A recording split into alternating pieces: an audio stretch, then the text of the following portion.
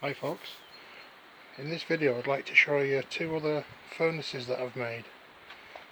Actually the first one is basically a party balloon cylinder, you know, with helium. So I've just simply cut the top off and casted the centre in there to hold the crucible. It's about 5.5 inch diameter hole, and the lid is filled completely up to the edge where it's cut off with a 2.5 to 3 inch hole in the middle, and that just simply sits on top. Now the next furnace is one with a little bit of a difference. It's standard in as much that it has the standard mixer and burner, which I've showed you earlier, but this one has a drop valve system. And how it works, I can do it with one hand.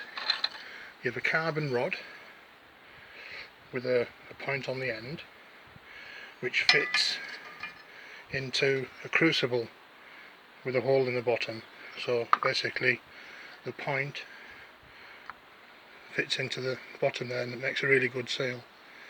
That fits into the chamber itself, where there's a hole in the bottom. You've got about 1 inch thick base in the bottom there, which is cemented and reinforced. The crucible fits in the middle. You lower the lever down, place the rod in, lift the lever slightly, because that's what gives you the weight to hold the valve shut. Just nip that little screw against the carbon rod, and then it just sits in like that. And then the top is made in 2 halves, cast, which makes it easy to get in when you want to put stuff in and out. And this one works really well. Really pleased with this one. Just a simple cylinder made out of a diver's bottle, hole drilled in, and this burn fits both those, this one on this one, and it's just a simple lever at the back bolted onto the body itself, onto a round tube. Quite simple stuff, and the weight of this is enough to hold that valve shut. And then when you're ready to cast, you just lift up the valve just a few millimetre, and the molten metal will pour down into the mould underneath. But I'm not going to show you it working at the moment. I'm just showing you how it's the setup, the makeup of it, and works really well. That I haven't used this one yet, but I will do in the future. So that's basically it. The two experimentals. This one I made about 3 years ago.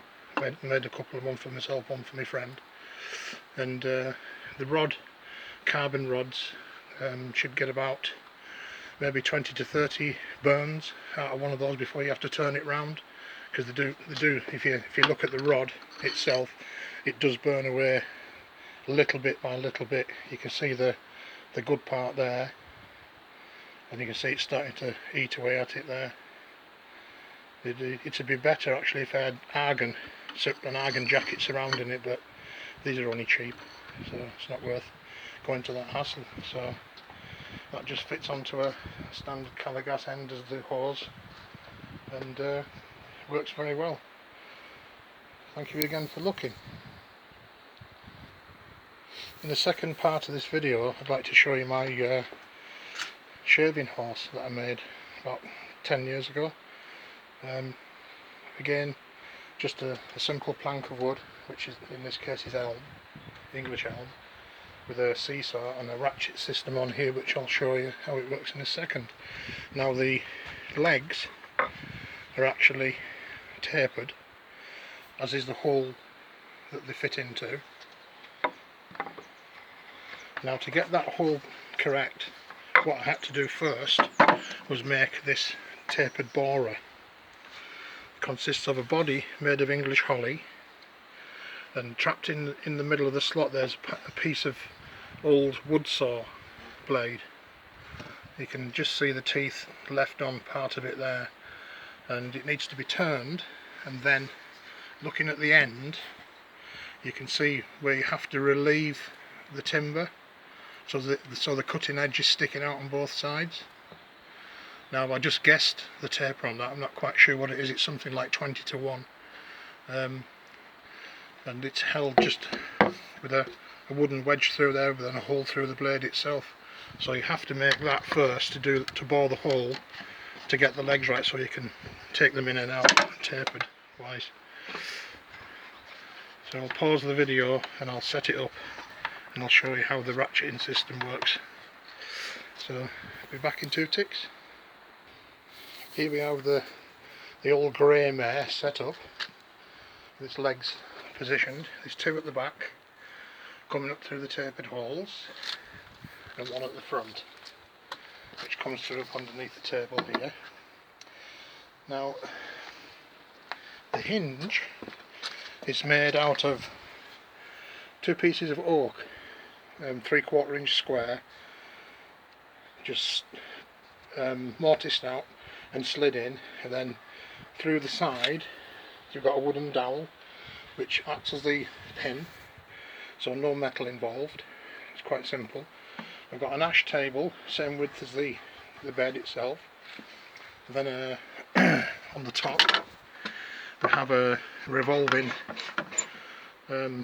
jaw, so you can clamp all good shapes, and that's just same again, dowelled in with oak. The frame's oak as well, dowelled through to the side. This is apple, quite durable stuff. It's just pivoted, it's almost 50-50, but you can make it any distance you wanted, depending on how wide you want your jaws to be. And on the bottom there's just a hand turned pedal with a spigot on either end, just pushed through the timber against it. So no nails, joints, just everything's just slid in, so you can knock it apart in a couple of seconds. So we'll move and sit down on the horse itself, and you can see the view from the front. Now I'll lift this up as high as I can to show you the mechanism working. And how it works is just a series of notches and a pawl that drops in like that. And when you only want to adjust it, you just lift the table up and the pawl will come free and down again into a notch, and the weight locks it in. Now this is the shape of a spare pawl that I've got, that I made, so looking at that there, that would fit in like that. So when the teeth come down, if I lift it up, you can see it's in that position there, so it rocks and locks into the teeth. Saves messing around with wedges, and it's extremely strong. That's the oak on the end grain, so you've got no problem about things breaking. And because it's in the system that actually works with, it actually locks itself so it's tight, so then you put any amount of pressure on there as you like, and it will not, the teeth will not break. I mean, works well. So I'll show you the teeth once more, and the actual teeth rail is tenoned through on the top and wedged there. So it's lift up to your size that you desire, drop it in, down. Very user friendly.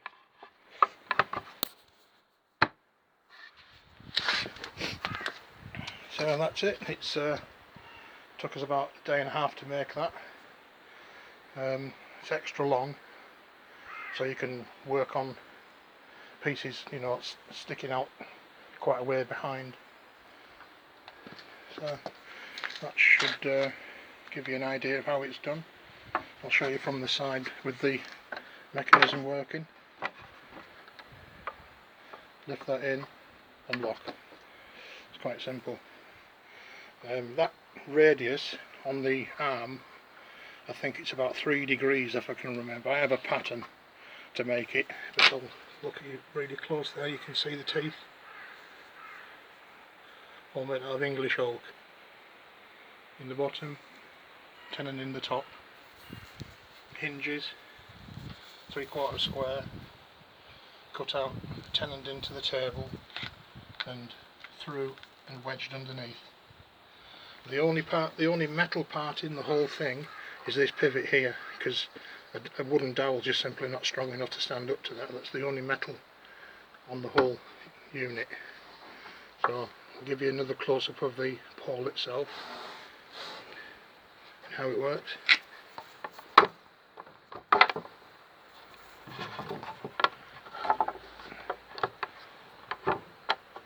That's it. Really nice machine, and like I say, the boring tool with the saw blading trapped inside there, so it's proud. You have to relieve this wood away on either side, so you've got a cutting edge, and that works really well. I think I said, like I said earlier, I think it's 20:1 taper, so you can match the legs in. The legs are just roughly turned and axed. They're not nothing fancy. You can still see a bit of rough there and a bit of spaltering, but it's done quite a lot of work as that. It's a really handy tool. So thank you again for watching. Bye for now.